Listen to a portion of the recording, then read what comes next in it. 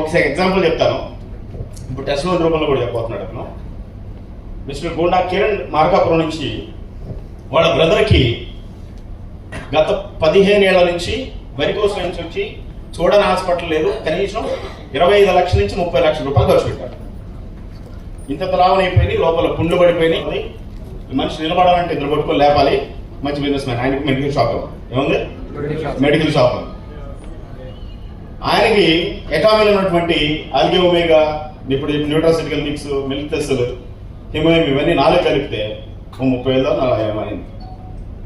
వాళ్ళ ఆవిడ అమ్మ ఉంది, ఆయన పర్లేదు ఇవ్వండి అని. వాడు ఇప్పటికి 15 రోజులు ఆ కట్లను నిప్పేసి లేచి నడిచి ఆమె ఆఫీస్కి వచ్చాడు.